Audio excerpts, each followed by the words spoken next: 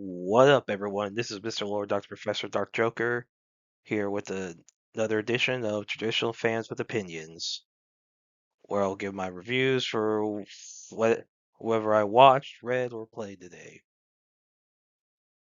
And who are Traditional Fans with Opinions? That is myself, and that is you, the viewers. With all that being said, on with the reviews. Digimon Beatbreak, episode 29. So in this episode, so so Homuro, Reina, and Makoto they were wanting to get basically a job. I guess they don't want to do it. They don't want to just do nothing. So they get a job to investigate. There's like cases of people getting cold-hearted. They're all like associated with. They all like attendees to some fan meetup with some movie star named Ryuki Uruto. Basically, they're all women. And then cops investigated him, and then the cop got cold-hearted. So basically, the whole ministry got him did it. So basically, how the plan is for Reina and Pristimon to infiltrate the next meetup because it's a ladies only event. So obviously Tomura and Makoto can't get in, and so Reina meets a Rose Woodville, who's like some like beauty consultant for like politicians, celebrities, and stuff. So both Reina and Rose get chosen to be amongst the favorites for for Uruto, basically to like I guess spend closer time with him. Now all the ones Uruto's favorites are knocked out. They're like knocked unconscious, and they all wake up in the mirror world, and so Uruto's revealed to be Vamdemon.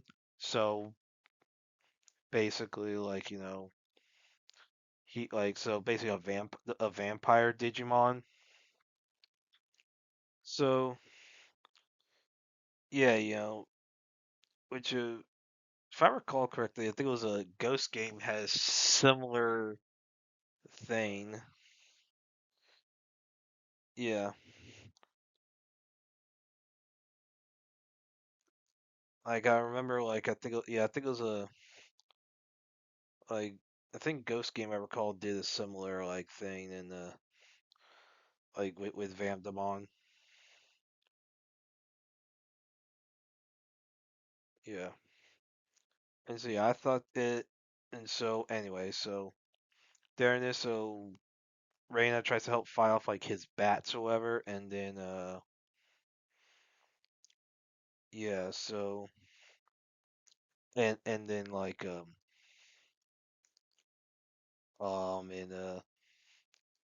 and then like Persimmon has to fight like two Digimon working for Vandemon. So basically, and then like so Rose is revealed to have a Digimon like for herself. So and then basically, so her Digimon like so Vandemon's defeated.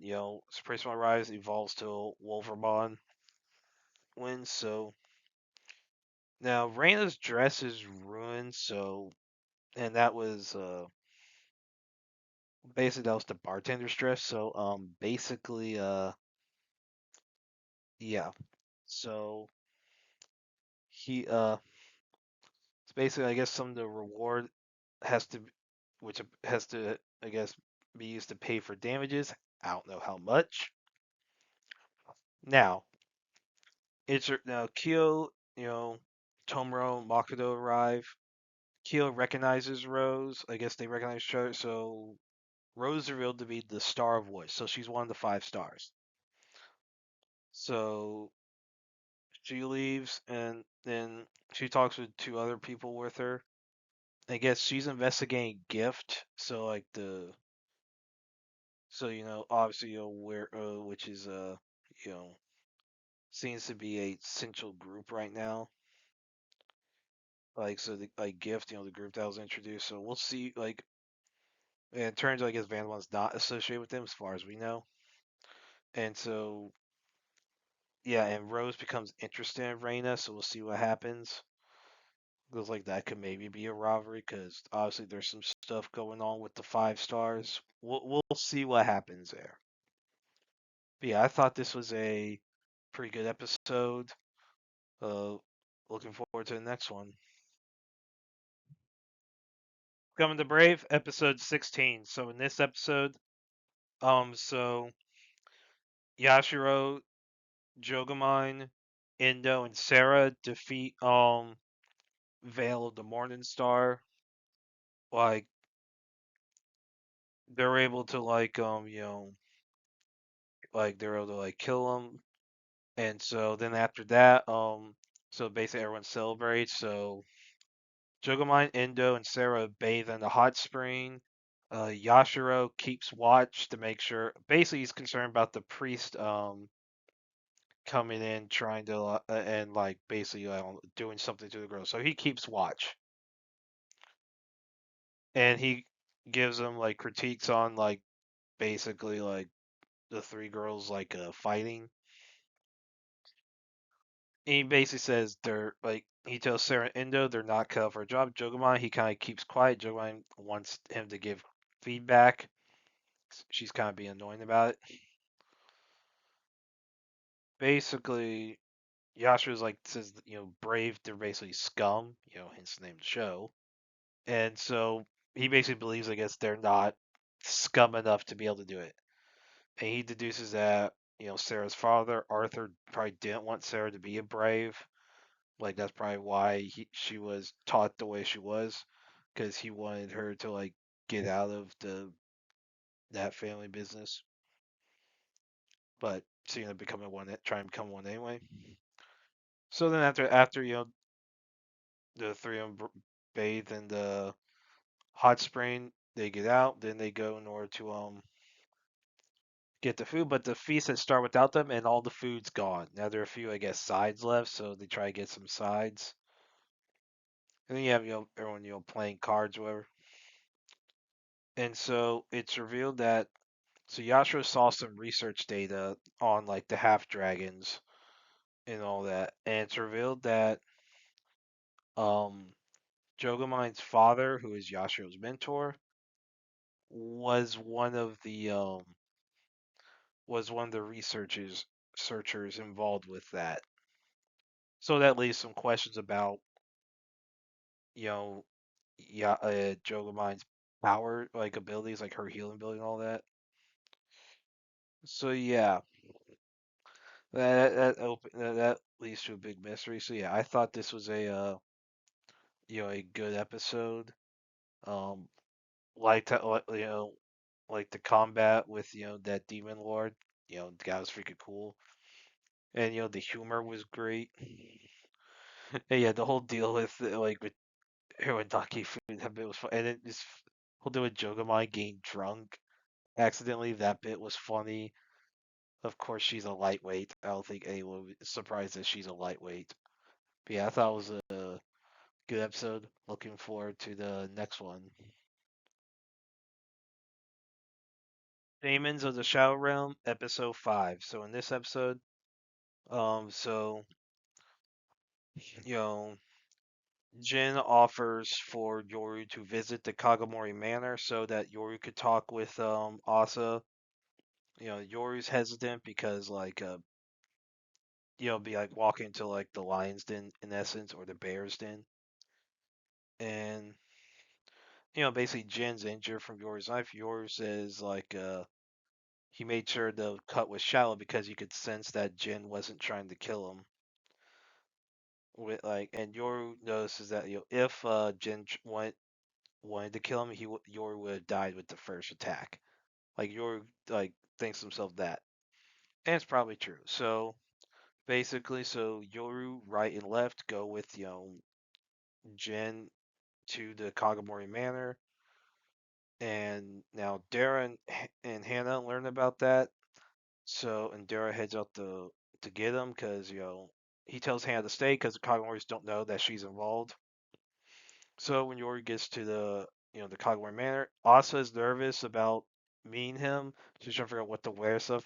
It's kind of funny. So Asa greets Yoru, and repeatedly asks if she can hug him, and so Yoru says no. It's so funny. And so Yoru asks what happened to where their parents are. Asa and Jin explain that some point after Asa and the parents left the village, they want they basically left Asa at the Kagamori while they went to Okinawa, which is where the mother's from, in order to meet the her family, because everyone thought, I guess apparently everyone down below thought that she was like missing or whatever. However, and now they went with the Kagamori bodyguard. But here's what happened. During the flight, the parents and the bodyguard disappeared. Like the plane landed fine, it seems like, but they were gone. Like no trace of them. And apparently, some point after that happened, assassins from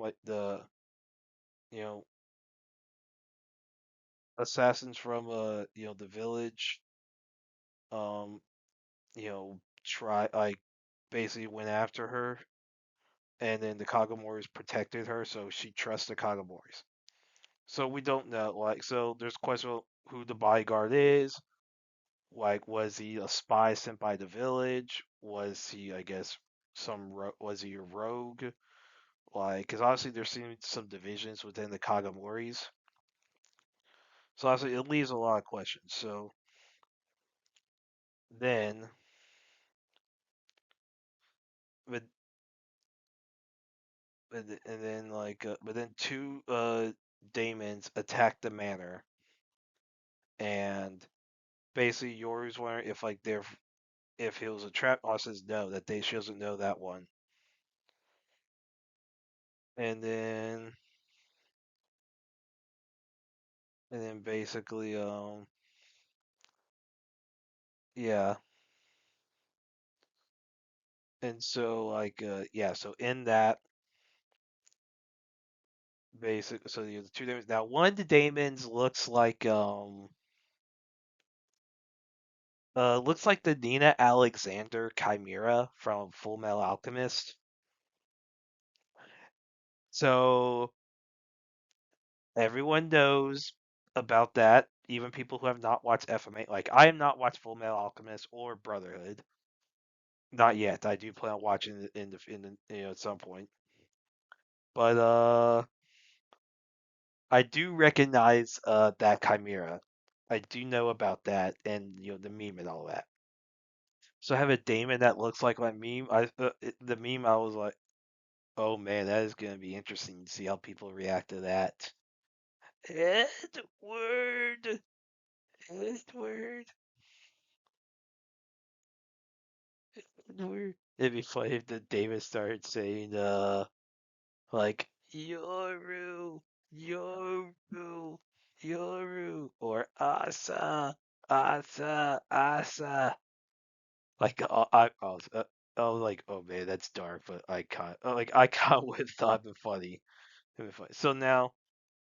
So Yoru gets a bow and arrow, and he's about to fire, and that's how the episode ends. So yeah, I thought it was a very good episode. So we see, okay, so the parents are gone, so they're MIA as far as we know. Like they could be dead, they could be alive. You know, who knows what happens? Like I have not read the source material, so there's a lot there are definitely questions. So yeah, I thought this was a very good episode. I really liked how we're starting to get a lot of world building. It leads to like, okay, there's like some third party involved potentially in this, because there's a lot of questions with the village. So if the village is not like the overarching villain, there is something else going on. So yeah, so I thought this was a very good episode. Looking forward to the next one. Mal, episode 5. So in this episode, um, so so Nautica tries to investigate like the earthquake that does happen in history, in the area. So around then, so she believes that's what the prophecy is about, which it is. So yeah, so then basically, so she tries, she tries to investigate the like like she gets Shirada to help her out, like to investigate like this the Great Kanto earthquake, and basically she thinks it could be tied to like the accident in the area, and basically it was like a local legend about like like basically like a vampire or whatever. So then now, and Mal learns about some like Western style building in the area.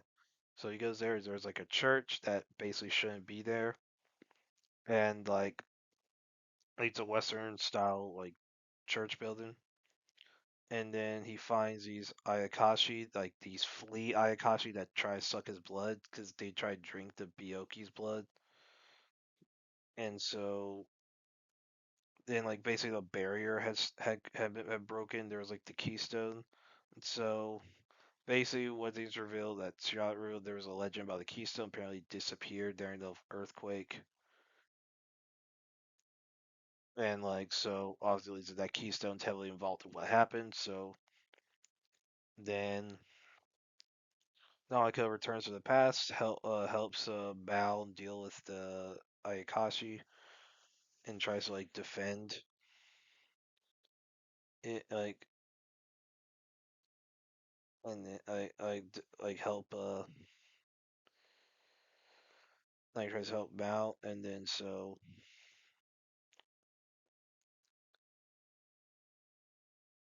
yeah, so one thing happens, so then yeah, so obviously they're setting up the big you know like the big earthquake, and so yeah, so then basically so then the Ayakashi are defeated, then they go to the Keystone where the fight goes to Keystone where Byoki is sealed, and so then Mal after defeat doing all that so and then yeah he passes out sleeping, and then Naka slaps him, and then yeah so basically yeah, and so something happens, the stone's gonna disappear, the earthquake's gonna happen, all that. So that leads to a question: what caused the what how does the stone disappear? Especially with the Byoki being sealed in this keystone, that's going to be a big thing that comes up. So yeah,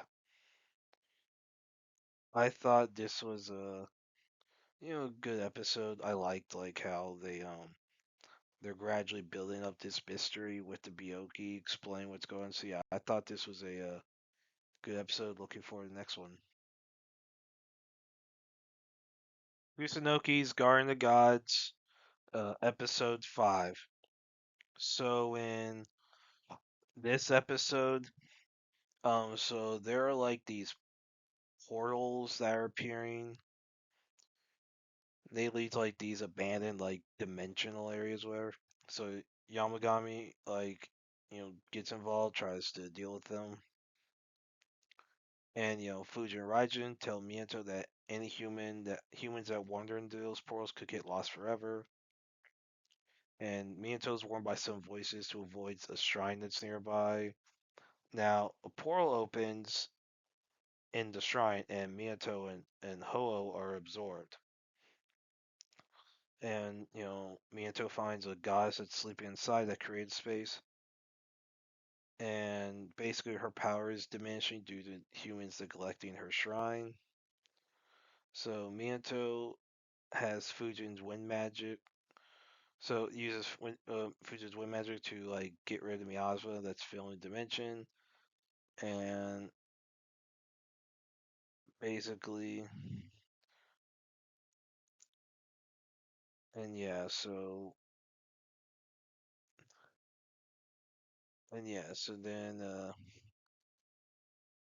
and so goddess grants him the power to seal what things that cannot be seen in exchange for some camphor leaves. So, and basically she explains that humans generally pray for her to take things away, like basically like things they can't handle or what they don't like about themselves, such as like dreams they don't fulfill or jealousy about stuff. So now the Martins saved Minato and explained that the goddess was Amaterasu. So,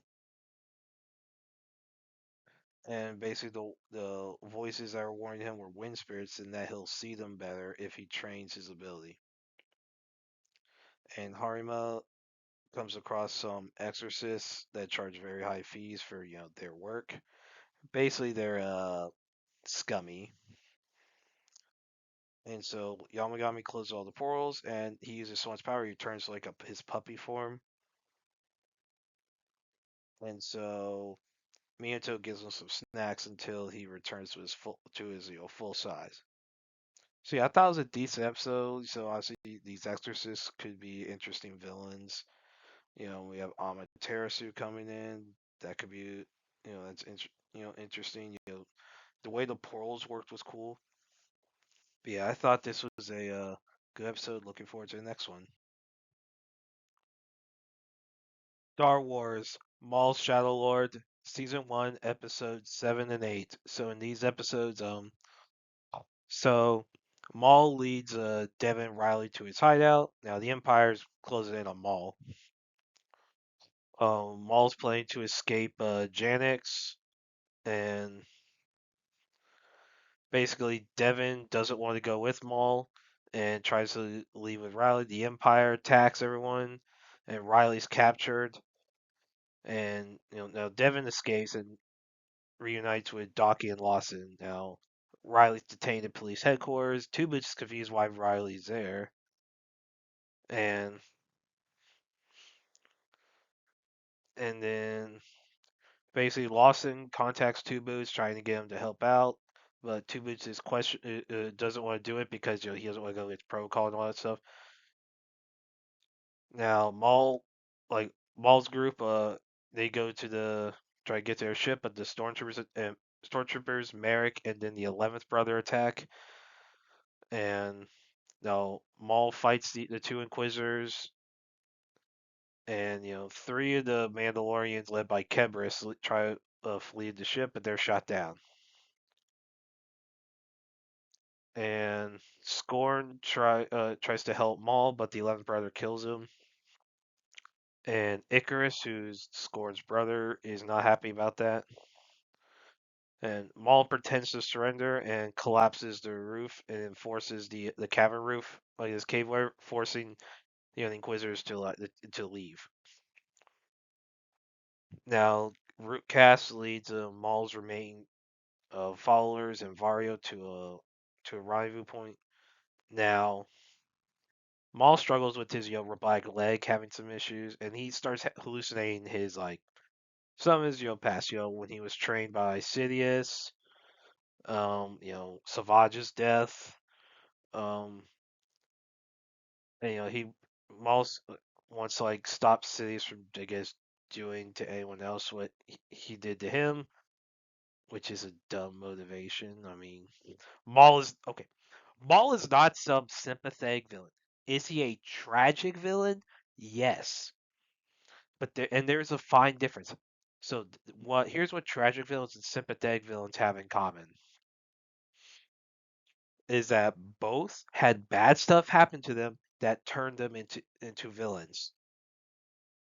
And that, basically they became evil due to the environment around basically really bad stuff happened to them, like maybe they started off as basically what it was is how they were raised by evil people, or basically due to how they're raised, like they were made, or basically it was like if they were raised in a better environment, they would have been good, or some really tragic thing happened to them or someone to care for, and they became evil as a result.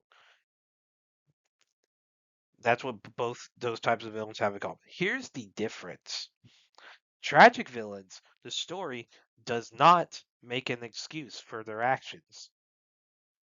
Like it acknowledges that what they did was evil, but it makes you understand how it got to that point. Sympathetic villains, the story tries to make an excuse for them being villains.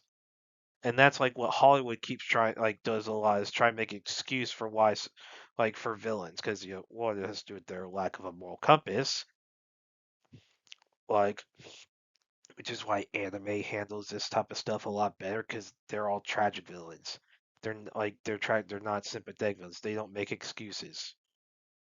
Like it's still acknowledged that like whatever Sasuke did, like Sasuke in Naruto was probably the closest to being the one to being the actual sympathetic villain. Like he was probably the closest to that because that is how messed up the world Naruto was. But he was still portrayed as a villain, and Sasuke accepted that he was evil. And then, of course, he was redeemed, all that stuff. And that's the thing with sympathetic, with tragic villains. Like the redemption is earned. It feels earned. Sympathetic villains, it's like this is just retarded. Yeah, yeah, it's so dumb. It's why like you see like Disney, Star Wars like seems to like portray the villains in a more positive light, the heroes in a more negative light because of they don't understand there's between right and wrong. Anyway, back to this. So yes, so now Two Boots, he learns that Kleist, who was Terror of the Empire, was executed, and he's shocked because that goes against Imperial protocol. Like, cause he thought protocol is what everyone followed by, but he learned, I guess, the Empire doesn't necessarily follow that.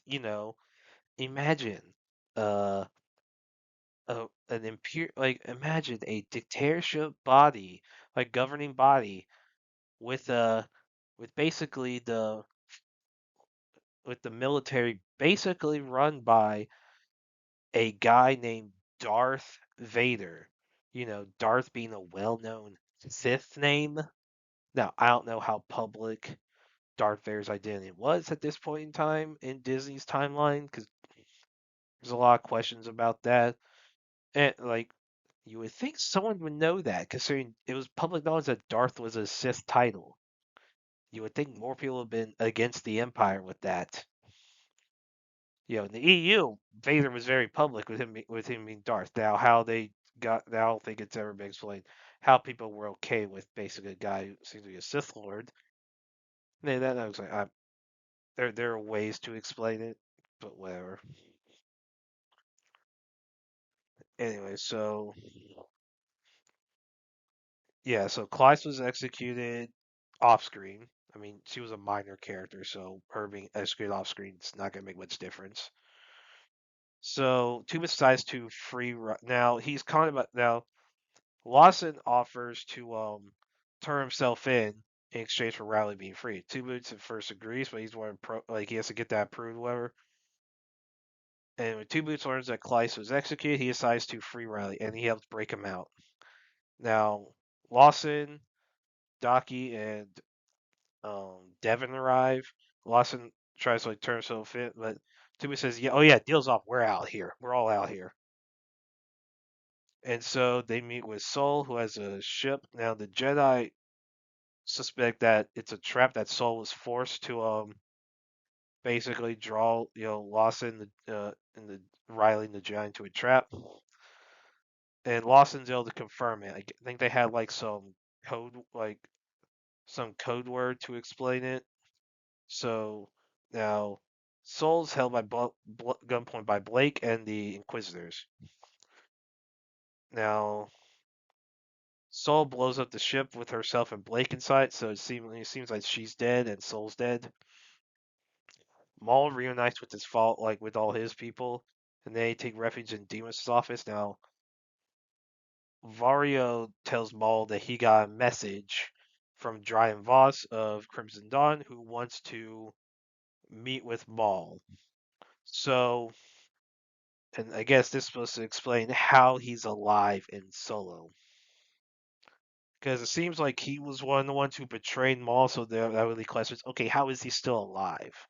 Like, what all went down when he lost the Shao Collective a second time? Which, okay, I'm still pissed that that's like this should not be Maul. Like the Clone Wars, like basically by the time this like here's what by the time the Siege of Mandalore's like starts, basically Maul should have been an established mob boss, and like established he just goes underground after the Empire takes over because it's the freaking Empire, or or 66 and all that. Like so it should have been he just did handle things behind the scenes, and then Shadow Collectives dealt with over time by the Empire. Maybe by some betrayals, like mostly probably by the Hutts. I think in this they're not part of the second Shadow Collective.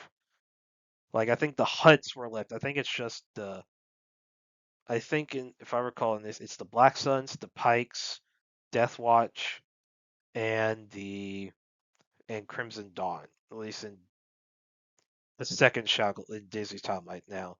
In pre-Disney, I don't know if the Hutts were. I think the Hutts were going to be involved in the second Shadow Collective. I could be wrong, but like I think like because they're in time between, I guess like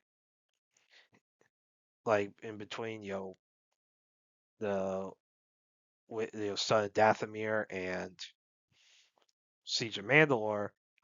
Like basically there was like the Shadow Collective had split up there in Son of Dathomir, and then there was I guess he was going to reunite it some point during the lead up to Siege of Mandalore. Which honestly, that would have been a cool story. That would have been like, and like that would have been the better way to do this show. Just said during the Clone Wars and have it be like gosh, dude, they could have done some of the unaired arcs as like miniseries. Like they really like some of the arcs that have still not been aired. I mean, some they can't do. They can't do the one with the Ahsoka going to the like so. One of the unmade arcs for TCW was Ahsoka, during like some point after she left the Jedi, she returns to the Jedi Temple. Basically, there's like some Sith artifact or something inside of the Jedi Temple, and like basically Sidious is wanting it. Now they don't know about Sidious, but the Jedi don't know. But basically, like Ahsoka like somehow learns about, it, and basically she, Anakin, Obi-Wan, and I think Yoda as well. They're trying to find it, keep the Sith away from it. Like it's basically like the first time Anakin and Ahsoka had met since she left the Order. Now, based on how they handled, um, you know, TCW, and I think that artifact is shown in a Disney novel. I can't remember the name of the novel, but like that's one of the things they can't do. Now, one thing they could do the Boba Fett one. Like really, they canceled TCW. They didn't just do all like they should have done all the freaking like arcs. Just done all. Okay, Bad Batch, Son like do Son of Dathomir, Dark Disciple, um, Siege of Mandalore, that Boba Fett one, Crisis on the Utapau, Soka's Walkabout. Like they could have done all of it. Like that actually had a lot of stuff. Heck, they could have done more, but they did. That's their anyway. Yeah, like this show should not be Maul having lost the. At first, we don't even see what happened the last. Like, okay, he lost Shao Kahn a second time. What the frick happened? Was it just in the Fallout Siege of Mandalore they all left? Like, this should just be him being an established mob boss and him like committing crimes, maybe dealing with like if the huts are separate, you can have like him and the huts like having like a little gang war Like, cause the Huts were some big dogs, and like yeah, you could maybe have other people like other like mobsters be involved. I mean, cause you have some small time like you can have them dealing with I don't know the Geoharadon, the bounty hunter guild that was in the EU manipulated galactic politics, especially within the new republic, especially within the Galactic Republic, which now is the Empire. Because like think they were like I think they were still around in like in this point in the Star Wars timeline. Like I believe they were still around. Like yeah, so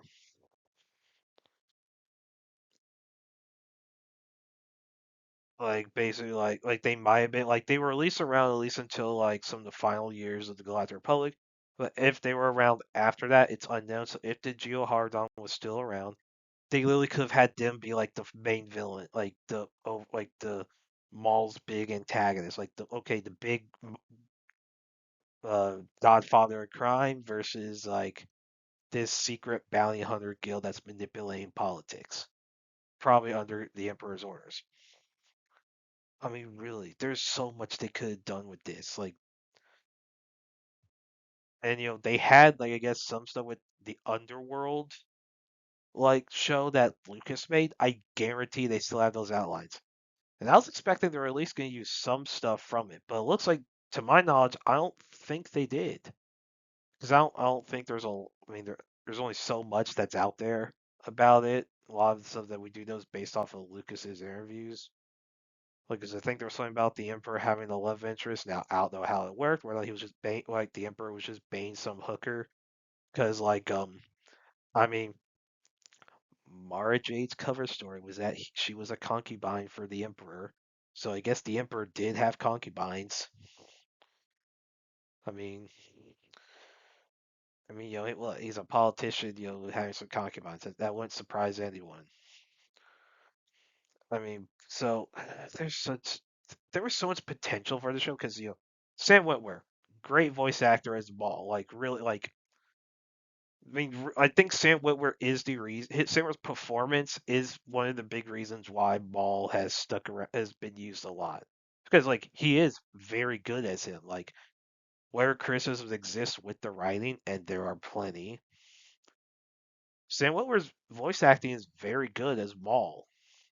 Like really, like this show is not good. Like I am not a fan of Maul Shadowlord, but Sam Witwer is freaking awesome. Like really, the voice acting as a whole is actually pretty good. I mean, the guy who does Lawson does like is actually pretty good. Like Lawson's actually seems to be a some small town cop. You have the whole idea of a small town cop in this big galaxy, basically, just trying to do his job, do the right thing. Respectable character. You know,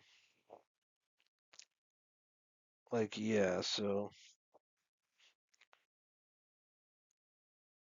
like I mean, this is like so yeah. I'm not a fan of like these episodes were not good. Like they weren't good episodes. I'll finish this series out. Black Clover, chapters 390 through 392, and full series. So in these chapters, so 6 months after you know, basically Asta and Yuno's victory over Lucius, Julius has died. So there's debate on whether or not which of them is going to become the next Wizard King. And basically, and there's like everyone's guessing who's going to be, and like even the captains disagree on who it should be. Like apparently, Yami and Vengeance were like basically like got into like a full on fight about it. And so everyone agreed the simple way to do it is just have them fight each other, and whoever wins will be the next Wizard King. And basically, regardless who wins, it'll be the youngest Wizard King ever. So then you see like them reminiscing about their life together, as friends, rivals were. And so then they, you know, start fighting. And it's a good fight. You see, and everyone's keeping an eye on the fight, and they're all able to watch it and like using their abilities. Like in Asha, and like so Yuno's magic gets so powerful that like Astra's anti magic is not as effective. So everyone's looking at it and like and there's some big attacks. So like causes a rock to fall on top of Astra, and Astra is able to like break through and like you like yeah, and he looks like he's about run magic, but he gets the last bit in. So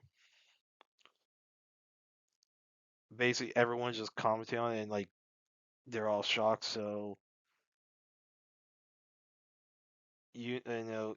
gets like his like magic sword charges at Astra. Astra summons his the Demon Slayer sword, breakthrough sword, and get right at neck. And so basically, uh, Astra wins, and acknowledges that Astra won. And Astra says he was able to keep Chase's dream because was there with him, and everyone cheers. So now Astra is the Wizard King, and so you have in the village, you see a 2-year time jump after that, and so you have back in their old village, you see the priest and the old priest like basically crying that cheered them like basically where they fought like hit the two boys he helped raise like competed for the title of Wizard King. He's very proud of it's like a proud father. And so and he's selling the you know Age's famous no no potatoes and so yeah so then Nash is about to compete do the Magic Knight's entrance exam and Iris like escort in there and then Mari's Marie's about to do it as well. Gauch doesn't want her to do it, but Marie says basically she wanted to do it after seeing how Gauch was doing it, and then yeah, and basically Marie tells Gauch and Gray to go do something together, like basically have tea or whatever, and she tells Gauch that Gray's the only one who would fall for him because how crazy he is about Marie. So she tells Gauch to not let her go, and it's so funny. Yeah, and then you see and got I guess Nick is also competing, and so like yeah, so then everyone is like basically all the captains are there. Yuno's a captain, and so Yami's sister like leaves, and basically yeah,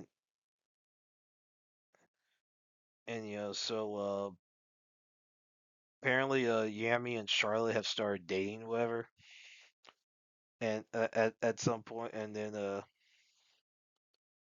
at some point, and I guess Charlotte flashbacks, and now they're like married, and so basically apparently Lord Timan Yashiki created a magic item that allowed basically acts as the universal translator. So basically, however different nations speak, they'll be able to understand. They'll be able to say, and and Asha apparently had one put on him when he wasn't paying attention.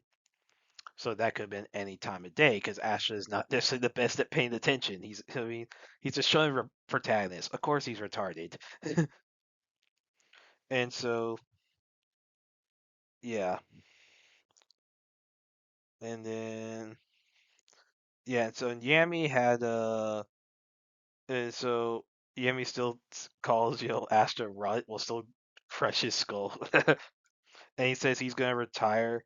And he says he's gonna retire as a captain. He'll create noobs and just work as a magic knight because he doesn't want Astra to be his boss. So it's kind of funny. And Astra's like, well, that might make my job easier. So now yeah, so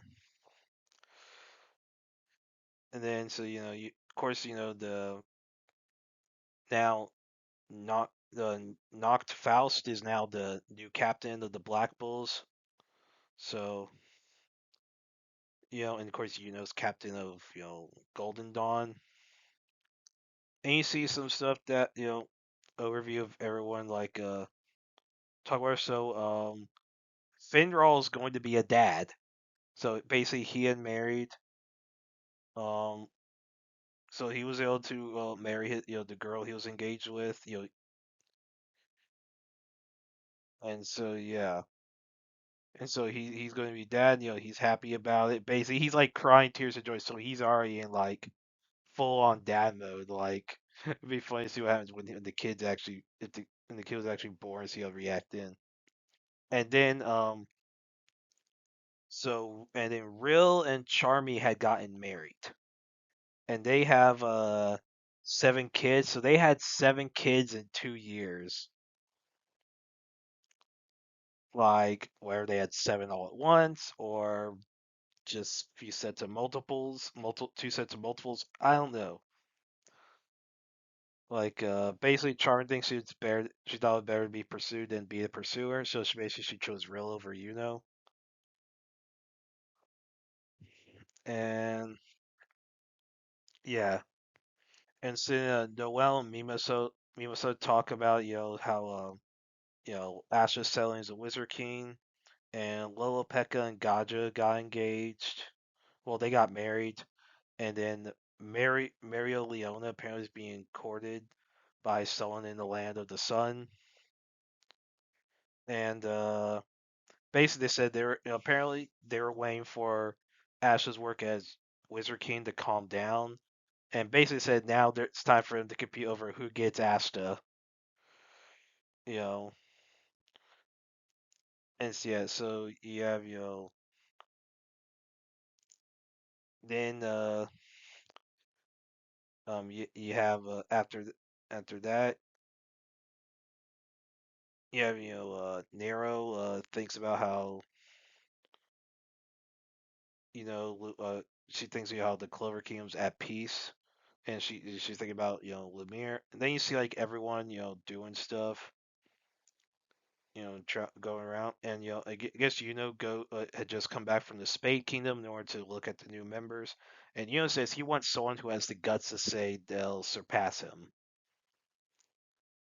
and so yeah, and that's and then apparent then what happens is the the kingdom comes under attack. Some airship that's unidentified is attacking the capital, and and basically Ash is already on his way to deal with it. And then Yami saying special reserve corps hanging out, so I guess that's the new position. It's like where that is, and so and guess whoever's on the airship is saying like, who is this kid? He's got no magic, and Asha says he's the Wizard King, and so that and basically rise to fight, and that's how the series ends. So we don't know who it is, what that is, where that's just gonna be like him doing some, ed, you know, who knows if that will be discussed, like kind of like how both Incredibles movies ended, how they ended with like them about to fight some big threat. Maybe so, yeah, they're not gonna explain who the threat is because the main story is basically done. And so now it's also possible they could maybe, if they want to, after the anime reaches this point, if the anime uh, now it's possible that when the full volume's released, there could be some extra pages that do include who this threat is and show the threat actually being fought. That is possible. It kind of annoys me when that happens. That kind of pisses me off. But if that doesn't do that, then another possibility is they could do maybe a sequel movie because we've gotten one movie, Sword of the Wizard King, which is a good movie in my opinion. So like yeah, so they could maybe do like a sequel movie that takes place after the manga that deals with that thread. Because sometimes you have movies that are like non-essential to watch this for the series, but they're still sometimes we decent ones. Some of them are canon, like My Hero Academia. I think My Hero Academia, all those movies are canon, but they're not. They're like not necessarily essential to understand everything. And like saying and yeah, and something like that. I think Sword of the Wizard King's considered canon as well. I mean, it takes place during that like it's like an 18-month time jump, like that 18 month like time jump like within that. But yeah, I thought this was a these are very good chapter. These are good chapters. Yeah, basically it was like yeah, big threat's gone. Now we got to turn who's gonna be the Wizard King. So it was like yeah, we'll just have them fight it out, see who wins. You know, Astra won. He became the Wizard King. And so it wasn't going to be like like in Naruto with so Kakashi became the Hokage after the whole fight against Kaguya, and then it was years later that Naruto became Hokage.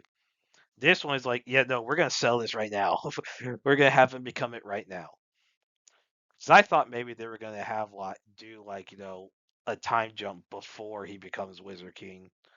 But no, it was like, no, everyone's gonna get beat, and then it's gonna be Astra and that win. So it's like, well, they beat the Wizard King. One of them's gonna have to do it, and that makes sense. Once you saw like they were gonna have to fight, I was like, okay, that's how they're gonna justify him then becoming the Wizard King immediately. And so they fought it out, and I like the fight. Like, dude, when this gets animated, oh, it will look really good. I think. Now, is it possible they could add some filler to like some filler to in order to like give more visuals and stuff? That is possible. Like how One Piece is done, where some of the chapters that some people, while I like the One Piece, I understand criticism some people may say about some of them maybe being a little rushed. Same thing with the basically the quarterly chapters for Black Clover. I can see some people saying they're rushed. I personally like them. I thought these were really good chapters. As far as overall series, the series is freaking great. It is a great manga. Like it is great. I watched the anime first. I really liked the anime. It reminded me. It was kind of like Fairy Tale meets My Hero Academia. That's kind of solid. And then got really into it. Then read the manga.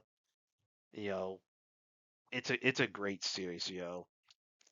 Yeah, man, so many series are, I mean, it is really like so few of the big ones are left standing. I mean, what's left? You have I mean, One Piece obviously is still going on. Sakamoto Days, Spy Family. I mean, those are like the biggest ones still going around. I mean, of course you have Gachi Akuda, Daemons is Shadow Realm. Well, I mean that's a little short, but that yeah, and Kagurabachi. Like a lot of the big ones are ending, and man, it's insane. So yeah, I thought these were very good chapters, and I really like this very good series. Highly recommend reading it. My Hero Academia special episode. So this adapts like the chapter um that wasn't included in like this when it was serialized. Basically, it was included in the final volume. Like yeah, so and basically like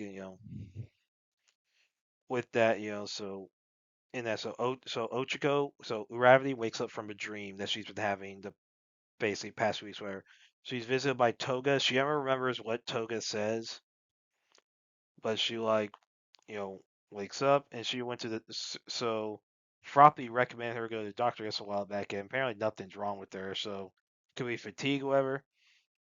And and she talks with Froppy, and the big three, and they go with her for one of her court counseling classes, and they play with the kids. And you have Lemillion doing this whole everyone trying to catch the peach, whatever. And Gravity uses her gray magic to help one of the kids, this shy kid, do it. And so Gravity talks with Froppy about the dreams about Toga, and she thinks that maybe with you know Toga giving her blood to Gravity, that maybe her spirit lives on in her or something, and maybe she's trying to tell her something. Now, while this is going on, Deku is riding in Dynamite's car with Red Riot, and so they're talking about careers. And Dynamite asks Deku if he's gonna still try to be a teacher, and Deku says yeah, and he's trying to do like what Eraserhead did, Razorhead, Midnight Lady, whatever. And I think everyone, most fans, most if not all fans, suspected that Deku was definitely going to be a teacher, like at some point. Like if they should, like obviously we had time jump. Like Deku being a teacher was, I think most people suspected was going to be the case, like that was going to happen. And so, and basically, Dynamite was trying to invite Deku to his hero agency, and like Deku didn't even know, so that was the case. But Rest said, "Yeah, dude, Dynamite's trying to tell you to get in the ratings." Apparently, Dynamite debuted like very high up, but he kept dropping in the rankings due to his personality, which is kind of funny. Out, no, my question is, where's Deku at right now? Like, what's his rankings? I'm at, like, yeah. So, and then and yes, and so basically. And Dynamite tells Deku that he should think more about what he wants to do outside of like work and stuff. Basically, trying to hint him at something. And so all the Class A students from back then, they all meet up to celebrate Shoto being ranked number 2 on the Billboard chart. And you talk about their jobs. Those who have their own agencies, those who are still sidekicks. And so you have Charge Bolt and Earphone Jack. Their offices being right next to each other. It's funny how like someone asked like I think it was like Sarah asked him like them if they were dating, and like and basically there's like no, and Charles was like yeah, no, there was actually a free space right next to her. like like it's so funny, like because Charge Bolt is into Earphone Jack. But I guess no one's talked. You know? So yeah, I thought it was funny. And then you have Deku's looking at Gravity, whatever. And then while everyone's talking, so Shoto's saying and basically he's taking like bowl making classes to expand his hobbies because he you know I guess something about with how soba he thinks it could affect how soba noodles taste, whatever. I don't know anything about that. And like it's yeah. And so yeah, and then while everyone's talking, none of them are drinking because they're not drinking, surprisingly. I'm surprised grape juice isn't eating because well, he's very low in the rankings comparatively. Like I think I don't know where Deku's rankings at, but I guarantee it's higher than than grape juices because his personality. And so yeah, then they all receive notification of a carjacking, and the entire class goes out together to deal with the incident. They deal with it pretty quickly. And you have Dynamite said yells Deku that he got there first, and Deku's like actually mentions that Inganium actually beat them there. So and it was like, well, it's not a it's like it's not a competition. So everyone starts leaving, whatever. and it's like yeah, I mean obviously like someone to do their like you know ride in Dynamite's car because I guess it's a new one, and it is a nice car I will say. So it's funny. And Dynamite does definitely he's very he, he doesn't like people messing up. He doesn't want people like dirtying up his car. I understand. I don't like it when people leave trash in my car. It pisses me off. Like so then everyone's going separate ways. Everyone's going back home, and Uriah's thinking how she wish she could have spent more time talking to Deku, and she remembers that the dreams started whenever Deku got his armor, and basically able to start doing more hero work with all of them. They all started hanging out more together, and then yeah, and then basically so she remembers that, and then right after that Deku appears behind her. So apparently he was trying to find her, and he says he cares about everyone, but he wants to I guess spend more time with Gravity. And Gravity remembers that what the toga in the dream was saying was to like basically saying it's okay for I guess for her to have like feelings for Deku, and so Gravity says she feels the same way, and that's basically how it ends. Now I think there was announced there was like some like I guess like it was 431.5 is announced to have I guess a little short coming up in the near future. Adapting, I think that's about Aerie in middle school. So yeah, I guess working with her music career. But yeah, I thought this was a good episode, decent little epilogue. You know, it definitely makes me interested to want like for there to be a an actual movie with them all as pro heroes. Like I think like a My Hero Academia pro hero movie, I think would be freaking awesome. Like not a show. Like we don't need a whole like I guess sequel series. Like I'd say just you could do like a movie, like a standalone movie that deals with that. That would be pretty fun. Show off like more of like how Deku's armor works and like maybe get into why it took as long as it did for the armor to be made, like where it was rules or like where it had to do with like the rules or like the development process. And yeah, so and you can see how each of them like operate like as heroes. So like more of it. So yeah, I thought this was a very good episode. Looking, interested in the one in the little short that's upcoming, and I honestly hope we do get a pro hero movie. Stranger Things, Tales from '85. So this is a cartoon show that premiered on Netflix. It's a spin-off of Stranger Things. It takes place in between seasons 2 and 3, and it's about like characters. Right? So you have 11, Mike, Dustin, Lucas, Will, Max, and so they're all hanging out. Basically, it's winter, so there's snow. And, it's like January of '85. Well, and so there was a creature from the upside down that's incinerated by some scientist, and basically it released some spores, the green spores that settle in the snow.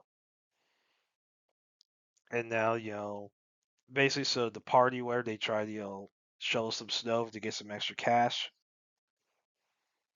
and like and so then the group meets a new kid named Nikki Baxter, who like basically very tall, where it has like a pink mohawk, and like basically her mom is like the new substitute teacher, and basically they like apparently they move around a lot for whatever reason, like, and so basically what happens? Snow shark attacks, drags these bullies that were going after Dustin, underground, and so then basically the party has to like figure out the deal with they have to deal with the monsters, and with Dustin and Nikki. you know, is targeted and L saves her. So Nikki is told everything about the Upside Down, what's going on. So they all start going around trying to investigate. They form like this group called the it's like the Hawkins Investigation, like company or whatever, the HIC. It's Dustin's idea. He's been at the rest. They're not as big, but they get tips. They try to investigate different tips about strange things going on, and so they want to figure out, see what's happening. So then the spores infect various people, and in Hawkins, they're all trying to deal with it. Then one thing happens. Dustin overhears a conversation between Nikki's mother, Mrs. Baxter, and I guess a guy she's been dating named Daniel, or who, when Dustin talks to him earlier, had explained he worked at Hawkins' lab, but was not privy to a lot of the information. Allegedly, wasn't privy to a lot of the information associated with like with like with what was going on there. Yeah. So and then yeah. So basically, so it's like a there's a so the whole all the creatures are they're from the upside down. They're part of this hive mind. So the group has to find the queen, or as they call it, uh, Horde Prime. Basically, in reference to Shira. Um, and so yeah, so basically, so now Horde Prime, you know, as far as like appearance, obviously in the 28, the 2018 Shira show. Um, and basically, yeah. So, and he is in the 85 show, so it's not like now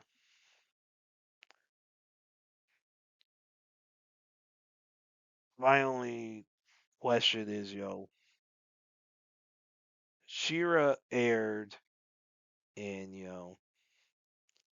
like the original show premiered in September of 85, so that show would have been on when this takes place, because this takes place in January of 85. Shira didn't premiere till September 9th, 1985. So yeah, I mean that causes some problems. Because, like, so that they should have, I don't know,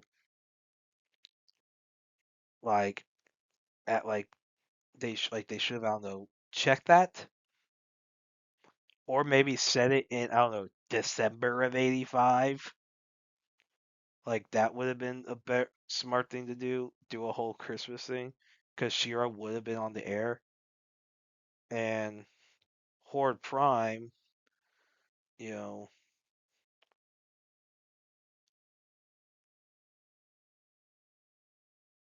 he debuted in the episode. He appears in the episode Horde,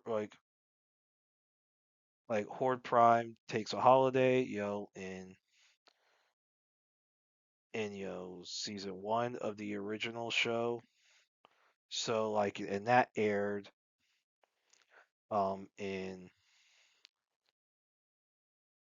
like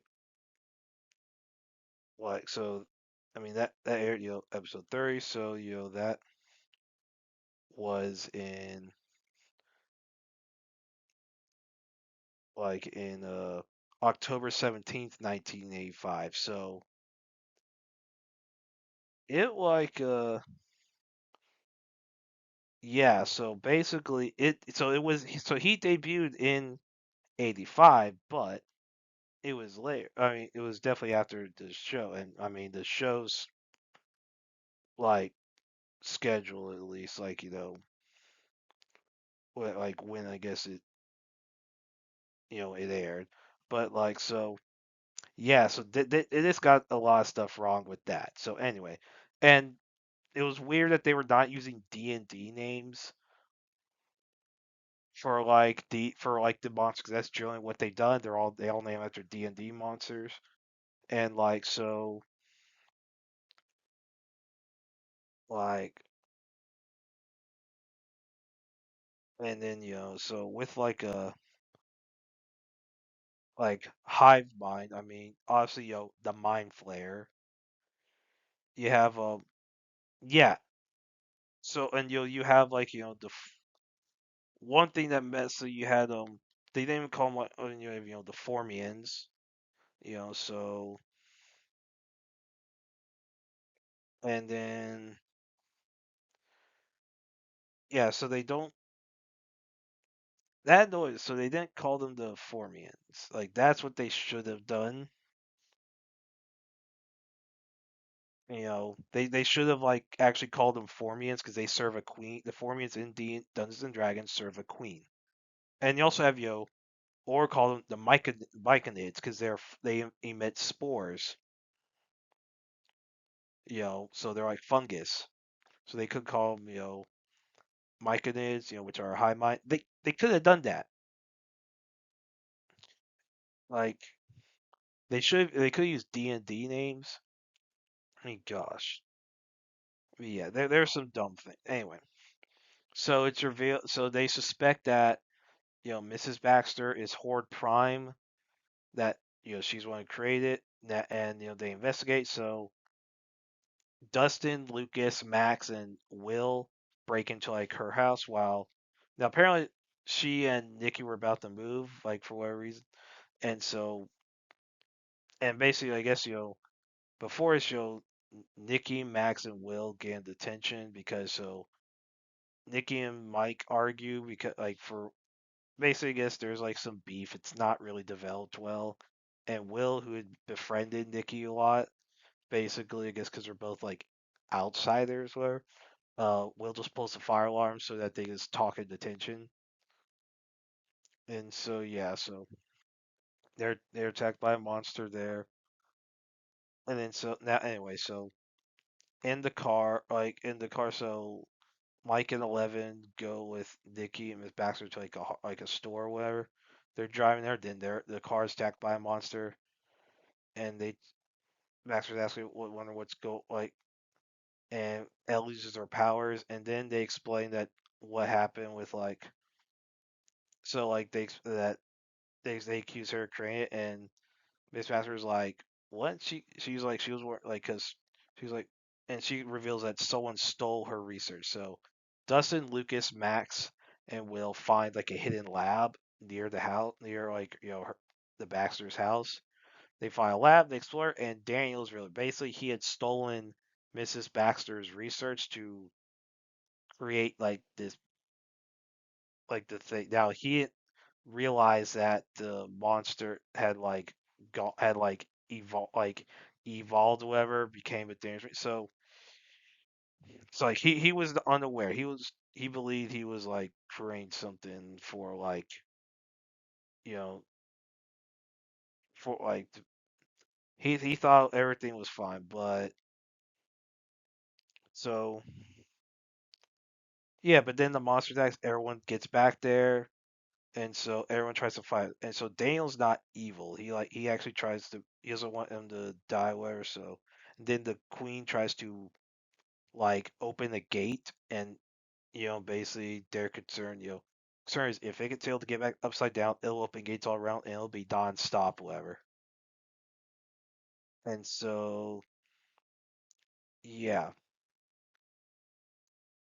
so now Daniel's devoured by is eaten by the queen because he tries to get his serum that he made, and that's how the queen was able to open the gate was swallowing the serum. So Eleven's able to kill the queen, and you know after that, Nikki and Mrs. Baxter, they stay in Hawkins. Hawk Investigator Club. Yeah, it's a club. They put a new hideout in. They get a new hideout in Nikki's garage. And Hopper gives 11 an extended curfew so that she could play D&D, with the party. And so yeah, and so yeah, so and then you see there's like some blue glowing flower that with like a demogorgon like mouth growing from the queen's corpse. And that hints at a new monster appearing in season 2. So there's a season 2 that it's supposed to come out later this year. Like I believe that's the case. It's supposed to be this year. Now they have to explain how Nikki is not in seasons 3, 4, and 5. Like how her and her mother are not in there. Like if they die, if they move away, like whatever happens, like they kind of do need to explain that. And okay, there's some dumb. So okay, now Nancy does try to help out, like because there's a photo of 11 using her powers, so some tabloid magazine, or whatever, and so Nancy helps him get that back, like, and then Steve briefly helps out. Like, okay, here's the thing. So none of them go to the adults that are in the know about it. So Joyce and Hopper, they're never told it. Everyone's like, we don't want to tell Hopper because Elle won't be able to leave or whatever. And basically it's like okay, at some point you gotta prioritize freaking safety. Get everyone involved: Steve, Nancy, Joyce, Hopper, um, you know, like and like get and Jonathan, get everyone involved to help out because it's like this seems a hive mind affecting like you gotta freaking deal with it. Like somebody got to prioritize safety, and that is probably Hopper's. I'm pretty sure is going to be made aware of things next season. I mean, this shouldn't have been made. There was no point in this. It's like, so they just not talk about the whole spore monster that they didn't even use D&D names for. They named him after a show that wasn't even on the air yet. I mean, because She-Ra was on the air. I mean, and the animation sucks. And apparently they were trying to go for a feel of a Soundboring cartoon. Okay, if you want to go for a feel of the Soundboring cartoon, here's what you do. Number one, get quality voice because the voice acting is awful. Like it is terrible. Like gosh, like it is bad. Like and like the animation, like it looks like a more terrible version of like the of the like of the so if you've seen Star Wars Clone Wars, it looks like a very poorly done version of that. Like, but and kind of like I guess you could compare it to like the Wolf King, whatever. Like the animation in that, except worse. The voice acting is freaking awful. Like none of them knew what they were doing. Like I don't know how in the world, like I don't know how in the world anyone thought that this was going to be a good. So like no one knew what they were doing. Like no one could voice act. I understand like some of them have done. I think some of the people have done like live action acting. So it's like, and some I guess maybe know how to do that, but it's like they don't care. I don't think that anyone cared. Like so, like I mean, the developers were Eric Robles, Jennifer Murrow, so the Duffer Brothers were not involved in this. So they were executive producers. I don't think they had a lot of involvement because they have their deal with like parent like things like Paramount whatever. And so and whatever it is they're gonna do there. Like I don't know what they're doing for Paramount. like it's a 4-year deal, so they got 3 years to make something. But yeah, so it is really freaking bad. Like I don't understand how, like it is way worse. Like how whatever criticisms people have of the finale of Stranger Things, like the series finale. Oh, this is way worse than that. Now, compared to like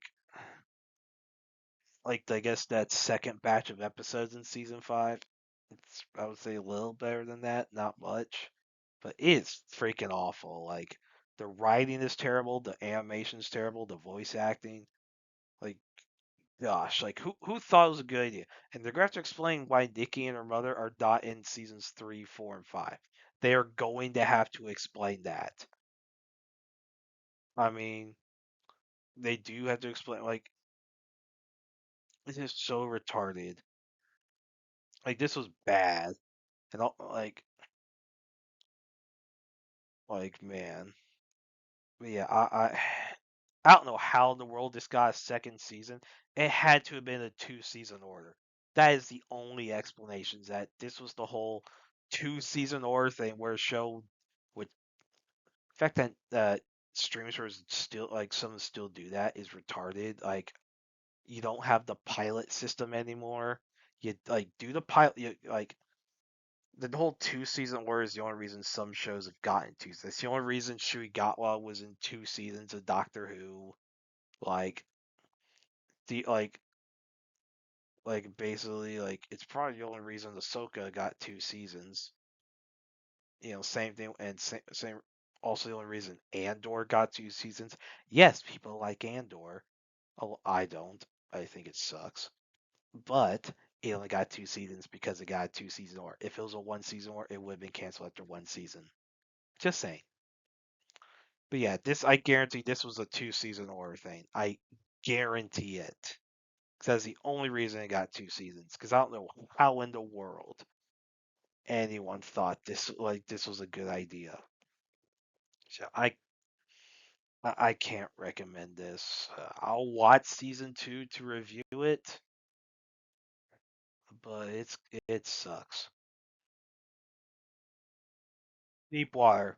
So this is a new movie that came out this weekend. So basically, the main character is a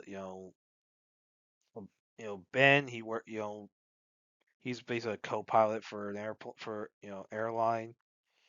He's not a captain. Basically, he basically should be a captain, but I guess like he got like discharged due to how I guess he got discharged from the Air Force, whatever. I think like he punched a superior officer or whatever. He basically is not in that position, and even the captain Ben Rich, who's played by Kingsley, said, "Dude, you should be in my seat right now." And I guess Kingsley's about Rich is probably close to retirement, whatever. So Ben, he's played by Aaron Eckhart, obviously famous for playing you know Two Face in The Dark Knight. Very good as Two Face. And you have all these, you see some brief appearance of some like the different passengers. And you have this one guy who basically like he smokes outside the airport, not in the designated smoking area. Someone gets on that, and he has like these chart cords where that like are with loose wiring that basically they shock him every time he tries to do something with them. So basically they're not well maintained, whatever. So he puts them all in the suitcase, all the luggage, and you see sometimes some shots of his suitcase, hinting that there's something about it. And then everyone gets on the plane, and so and then and so that guy's suitcase, the cords like catch fire, cause a fire in the car, a big fire in the cargo hold. The two other like co-pilots, whatever, they like basically they go down there to the cargo hold, but they're basically the or box that's like on fire. It breaks loose and like hits something. There's a big hits some like a oil like tank or whatever, and it causes an explosion. But and the two co-pilots they both die. So then basically then the engines get hit by the fire, and then like things go bad. So uh, there's a big hole that appears in like in the passenger area. So some people get sucked out the airplane. Oh, like a lot of people die, and so and basically the plane crashes. Rich is his foot's trapped, and the piece of the airplane are scattered. Survivors trying to figure out what's going on. Then you have sharks circling the area, eating some people, and so you have some different survivors trying to like figure out what to do. So you have like well, so one group you have like because the plane's hanging from like the from LA to Shanghai.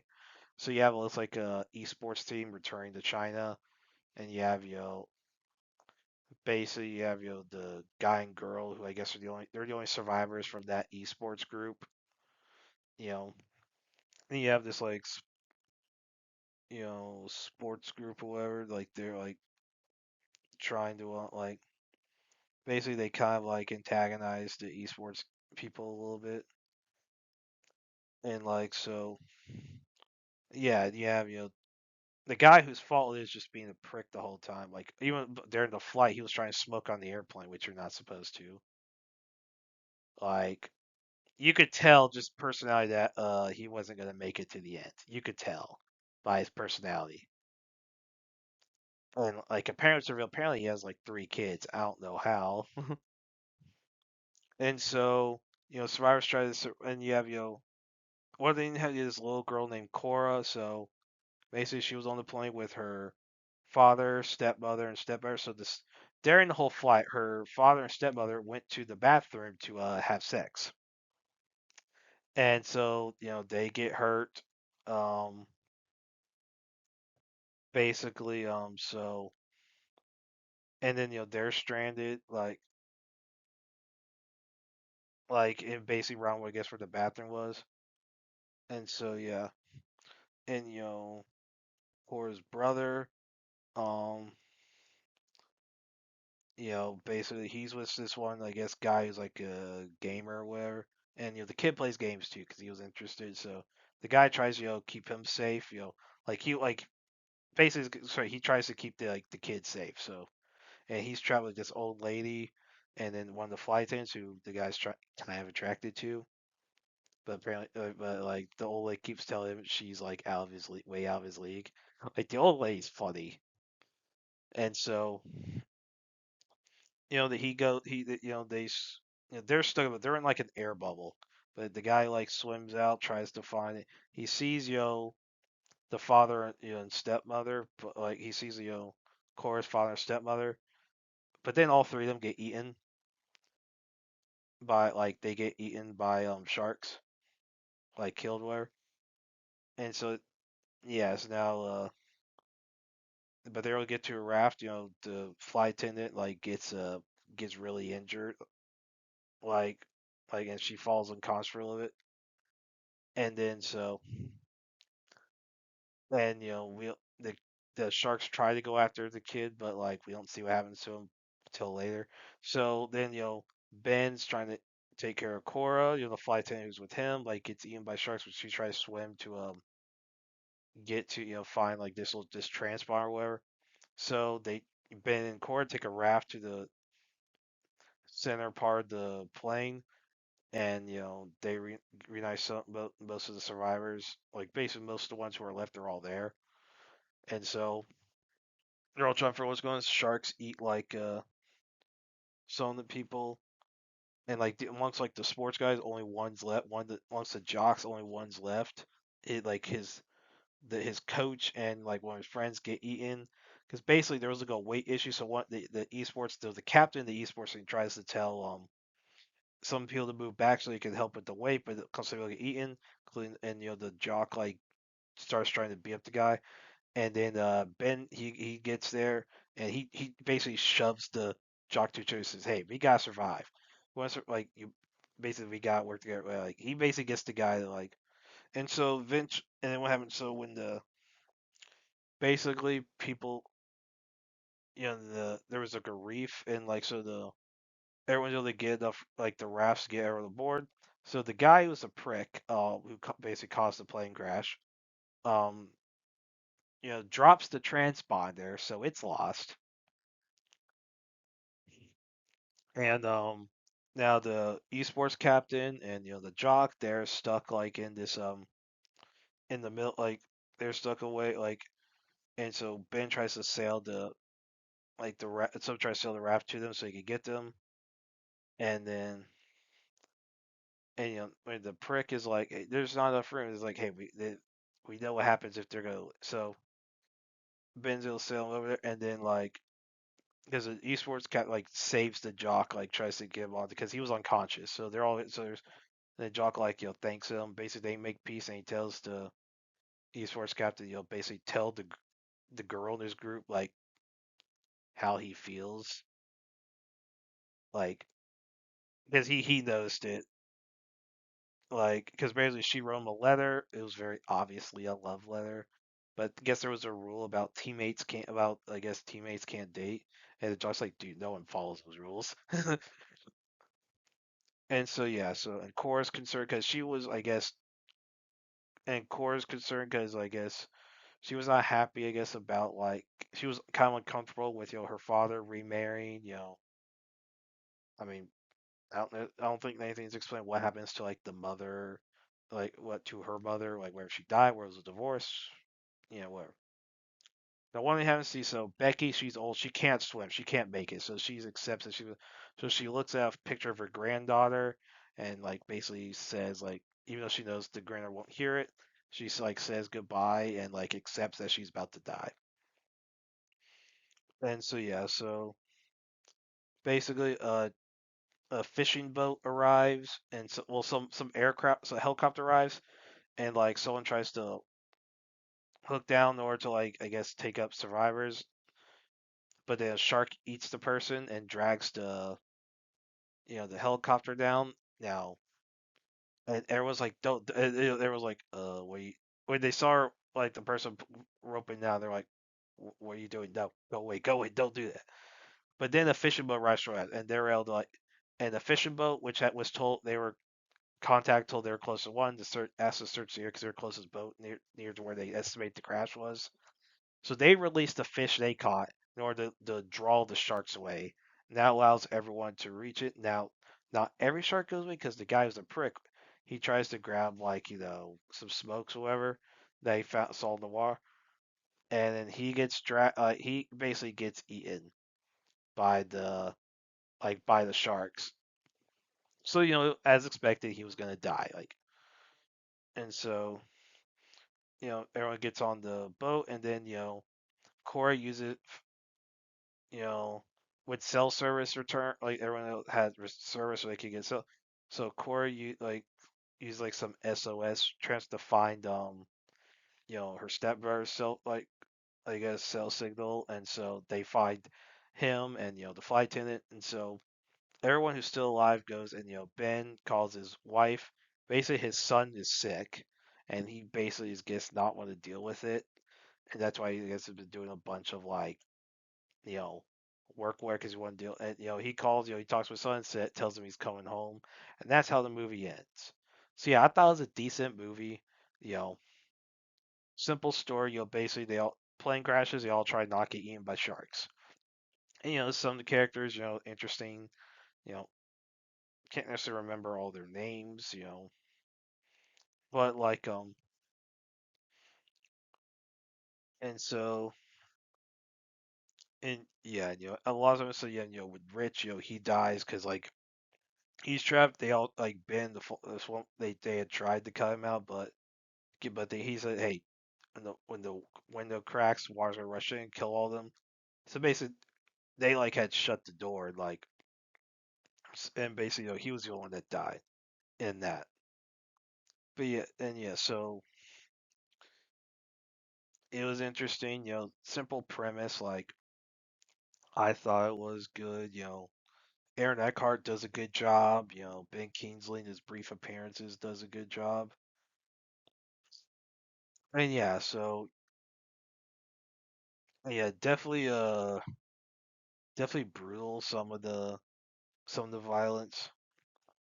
Like, but yeah, I thought this was I thought it was a good movie. I'd recommend watching it. Well, and that's it. Did y'all like the stuff I reviewed? And if you have your own opinions about all that, you can put all that in the comments. Thank you for watching, and like, subscribe, and all that. And look forward to the next video.